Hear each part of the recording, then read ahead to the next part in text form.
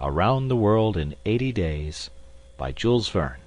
Chapter 15, in which the bag of banknotes disgorges some thousands of pounds more. The train entered the station, and Passepartout, jumping out first, was followed by Mr. Fogg, who assisted his fair companion to descend. Phileas Fogg intended to proceed at once to the Hong Kong steamer, in order to get Aouda comfortably settled for the voyage. He was unwilling to leave her while they were still on dangerous ground.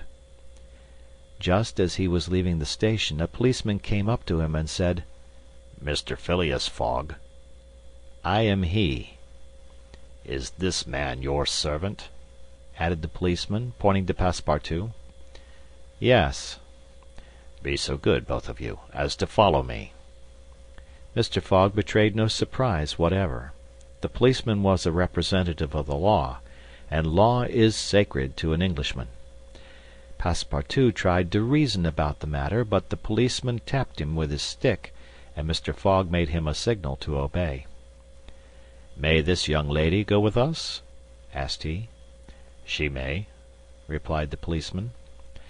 Mr. Fogg, Aouda, and Passepartout were conducted in a palki gharri, a sort of four-wheeled carriage drawn by two horses, in which they took their places and were driven away. No one spoke during the 20 minutes which elapsed before they reached their destination.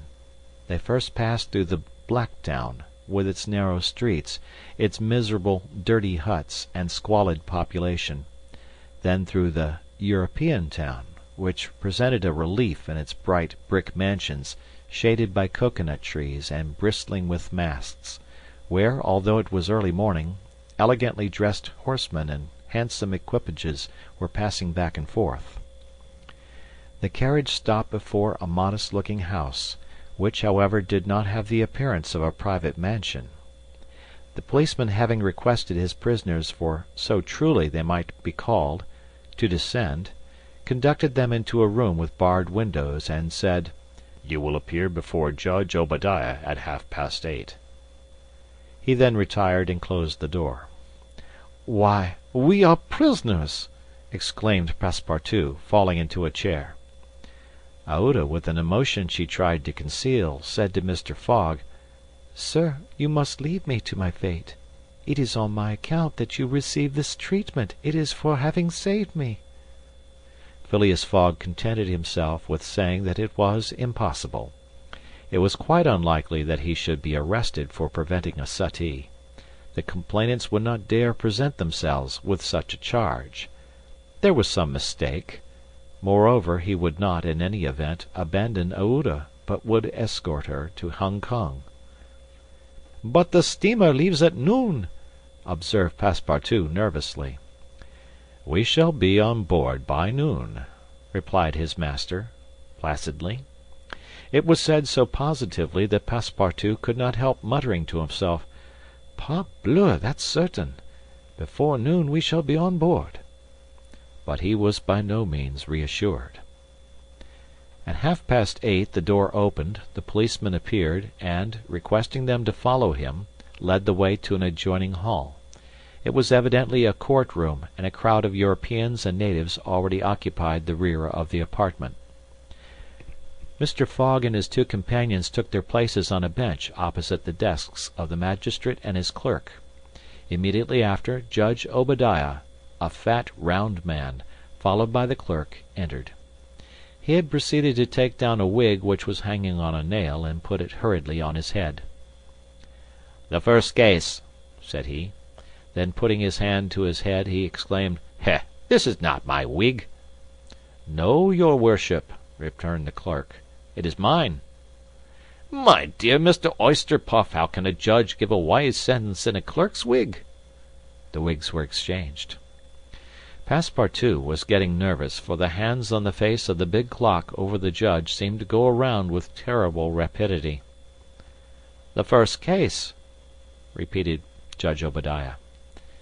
"Phileas Fogg," demanded Oysterpuff. "I am here," replied Mr. Fogg. "Passepartout." "Présent," responded Passepartout. "Good," said the judge. You have been looked for, prisoners, for 2 days on the trains from Bombay." "But of what are we accused?" asked Passepartout, impatiently. "You are about to be informed." "I am an English subject, sir," said Mr. Fogg, "and I have the right—" "Have you been ill-treated?" "Not at all." "Very well, let the complainants come in." A door was swung open by order of the judge, and 3 Indian priests entered. "That's it," muttered Passepartout. "These are the rogues who are going to burn our young lady." The priests took their places in front of the judge, and the clerk proceeded to read in a loud voice a complaint of sacrilege against Phileas Fogg and his servant, who were accused of having violated a place held consecrated by the Brahmin religion. "You hear the charge?" asked the judge. "Yes, sir," replied Mr. Fogg, consulting his watch, "and I admit it." "You admit it?" "I admit it, and I wish to hear these priests admit in their turn what they were going to do at the pagoda of Pillaji."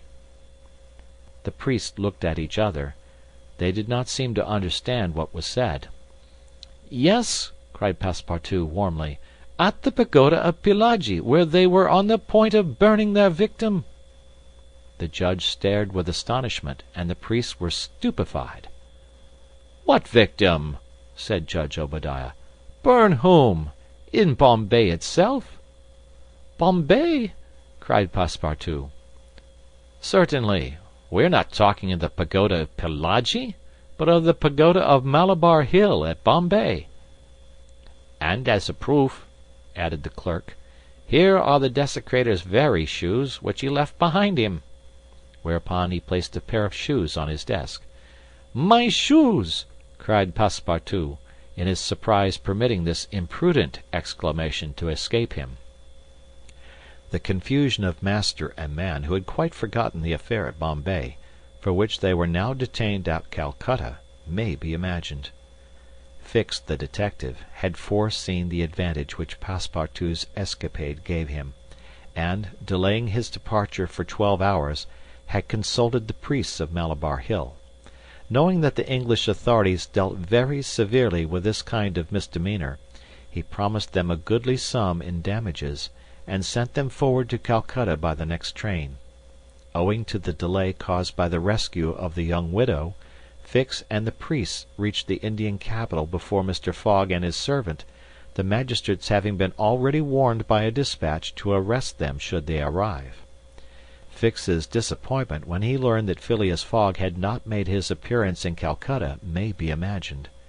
He made up his mind that the robber had stopped somewhere on the route and taken refuge in the southern provinces. For 24 hours Fix watched the station with feverish anxiety. At last he was rewarded by seeing Mr. Fogg and Passepartout arrive, accompanied by a young woman, whose presence he was wholly at a loss to explain. He hastened for a policeman, and this was how the party came to be arrested and brought before Judge Obadiah. Had Passepartout been a little less preoccupied, he would have espied the detective ensconced in a corner of the courtroom, watching the proceedings with an interest easily understood, for the warrant had failed to reach him at Calcutta, as it had done at Bombay and Suez. Judge Obadiah had unfortunately caught Passepartout's rash exclamation, which the poor fellow would have given the world to recall. "The facts are admitted?" asked the judge. "Admitted," replied Mr. Fogg, coldly. "Inasmuch," resumed the judge, "as the English law protects equally and sternly the religions of the Indian people, and as the man Passepartout has admitted that he violated the sacred pagoda of Malabar Hill, at Bombay, on the 20th of October, I condemn the said Passepartout to imprisonment for 15 days and a fine of £300. £300! cried Passepartout, startled at the largeness of the sum. "Silence!" shouted the constable. "And inasmuch," continued the judge, "as it is not proved that the act was not done by the connivance of the master with the servant, and as the master in any case must be held responsible for the acts of his paid servant, I condemn Phileas Fogg to a week's imprisonment and a fine of £150. Fix rubbed his hands softly with satisfaction. If Phileas Fogg could be detained in Calcutta a week, it would be more than time for the warrant to arrive. Passepartout was stupefied. This sentence ruined his master. A wager of £20,000 lost, because he, like a precious fool, had gone into that abominable pagoda. Phileas Fogg, as self-composed as if the judgment did not in the least concern him, did not even lift his eyebrows while it was being pronounced. Just as the clerk was calling the next case, he rose and said, "I offer bail." "You have that right," returned the judge. Fix's blood ran cold, but he resumed his composure when he heard the judge announce that the bail required for each prisoner would be £1,000. "I will pay it at once," said Mr. Fogg, taking a roll of bank bills from the carpet-bag, which Passepartout had by him, and placing them on the clerk's desk. "The sum will be restored to you upon your release from prison," said the judge. "Meanwhile you are liberated on bail." "Come," said Phileas Fogg to his servant. "But let them at least give me back my shoes," cried Passepartout angrily. "Ah, these are pretty dear shoes," he muttered as they were handed to him. "More than £1,000 apiece. Besides, they pinch my feet." Mr. Fogg, offering his arm to Aouda, then departed, followed by the crestfallen Passepartout. Fix still nourished hopes that the robber would not, after all, leave the £2,000 behind him, but would decide to serve out his week in jail, and issued forth on Mr. Fogg's traces. That gentleman took a carriage, and the party were soon landed on one of the quays. The Rangoon was moored half a mile off in the harbor, its signal of departure hoisted at the masthead. 11 o'clock was striking. Mr. Fogg was an hour in advance of time. Fix saw them leave the carriage and push off in a boat for the steamer, and stamped his feet with disappointment. "The rascal is off after all," he exclaimed. £2,000 sacrificed! He's as prodigal as a thief. I'll follow him to the end of the world if necessary, but at the rate he is going on, the stolen money will soon be exhausted. The detective was not far wrong in making this conjecture. Since leaving London, what with travelling expenses, bribes, the purchase of the elephant, bails, and fines, Mr. Fogg had already spent more than £5,000 on the way, and the percentage of the sum recovered from the bank robber promised to the detectives was rapidly diminishing. Chapter 16, in which Fix does not seem to understand in the least what is said to him. The Rangoon, one of the Peninsular and Oriental Company's boats plying in the Chinese and Japanese seas, was a screw steamer built of iron, weighing about 1,770 tons, and with engines of 400 horsepower. She was as fast but not as well fitted up as the Mongolia, and Aouda was not as comfortably provided for on board of her as Phileas Fogg could have wished. However, the trip from Calcutta to Hong Kong only comprised some 3,500 miles, occupying from 10 to 12 days, and the young woman was not difficult to please. During the first days of the journey Aouda became better acquainted with her protector, and constantly gave evidence of her deep gratitude for what he had done. The phlegmatic gentleman listened to her, apparently at least, with coldness, neither his voice nor his manner betraying the slightest emotion. But he seemed to be always on the watch that nothing should be wanting to Aouda's comfort. He visited her regularly each day at certain hours, not so much to talk himself as to sit and hear her talk. He treated her with the strictest politeness, but with the precision of an automaton, the movements of which had been arranged for this purpose. Aouda did not know quite what to make of him, though Passepartout had given her some hints of his master's eccentricity, and made her smile by telling her of the wager which was sending him around the world. After all, she owed Phileas Fogg her life, and she always regarded him through the exalting medium of her gratitude. Aouda confirmed the Parsee guide's narrative of her touching history. She did, indeed, belong to the highest of the native races of India. Many of the Parsee merchants have made great fortunes there by dealing in cotton, and one of them, Sir Jammet C. Jejeebhoy, was made a baronet by the English government. Aouda was a relative of this great man, and it was her cousin, Jiji, whom she hoped to join at Hong Kong. Whether she would find a protector in him she could not tell, but Mr. Fogg essayed to calm her anxieties, and to assure her that everything would be mathematically he used the very word arranged. Aouda fastened her great eyes, clear as the sacred lakes of the Himalaya, upon him, but the intractable Fogg, as reserved as ever, did not seem at all inclined to throw himself into this lake. The first few days of the voyage passed prosperously, amid favourable weather and propitious winds, and they soon came in sight of the great Andaman, the principal of the islands in the Bay of Bengal, with its picturesque Saddle Peak, 2,400 feet high, looming above the waters. The steamer passed along near the shores, but the savage Papuans, who are in the lowest scale of humanity, but are not, as has been asserted, cannibals, did not make their appearance.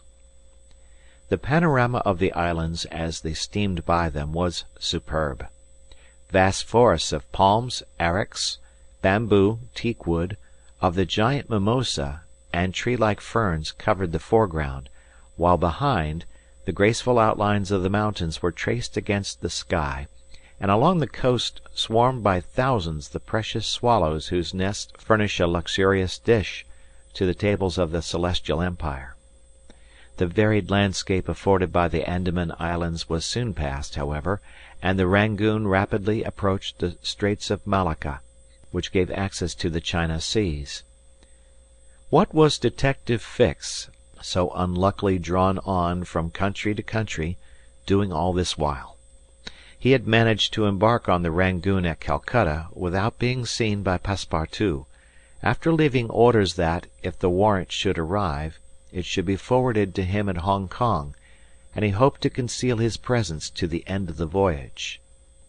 It would have been difficult to explain why he was on board without awakening Passepartout's suspicions, who thought him still at Bombay.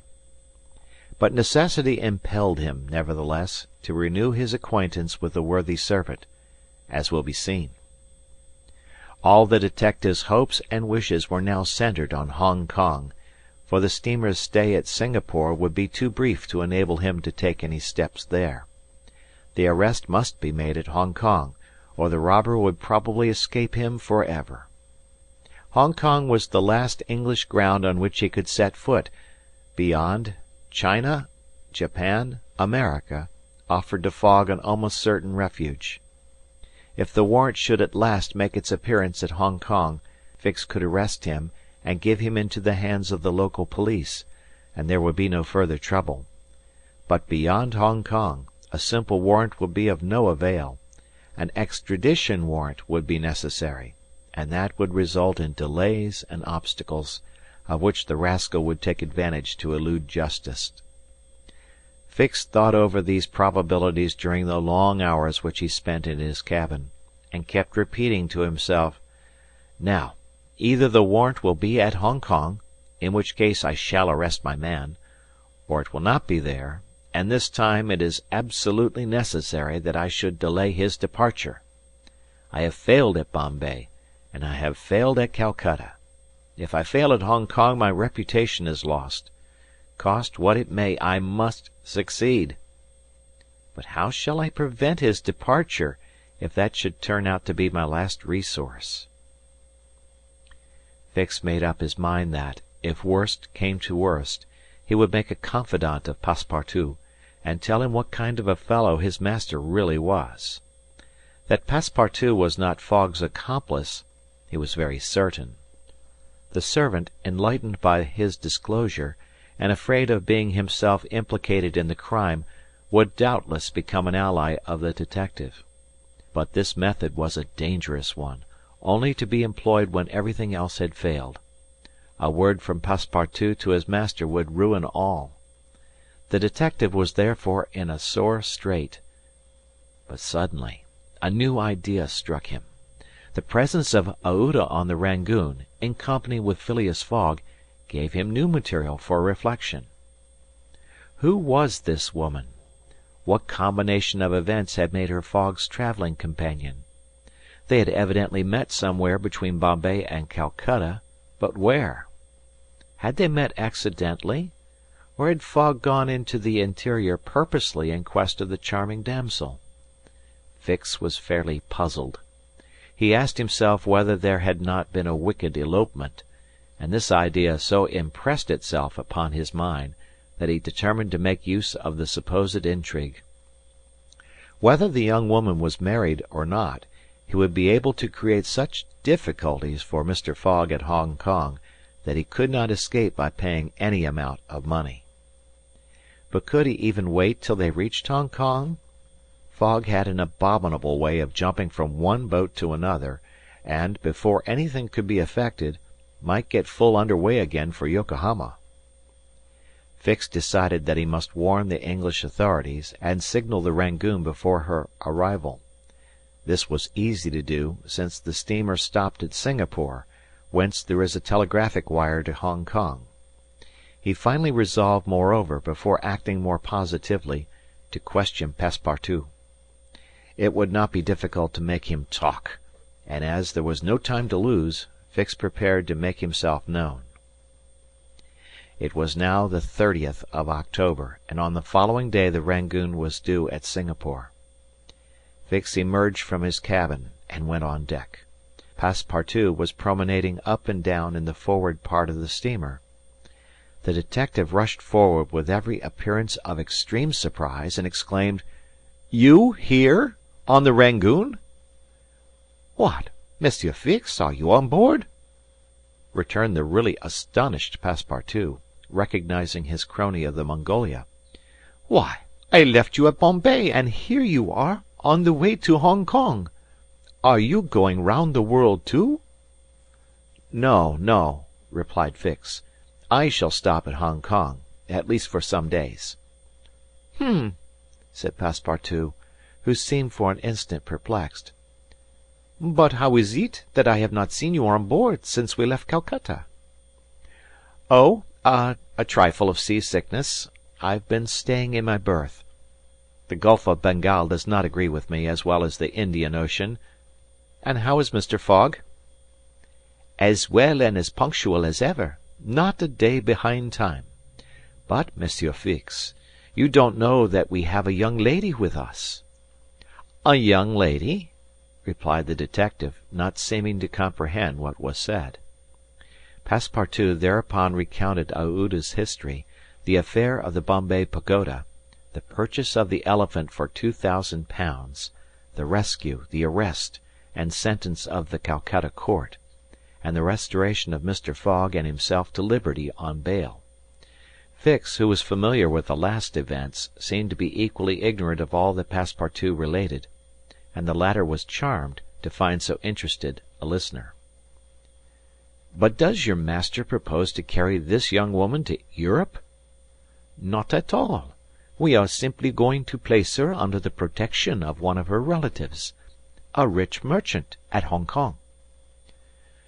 "Nothing to be done there," said Fix to himself, concealing his disappointment. "A glass of gin, Mr. Passepartout?"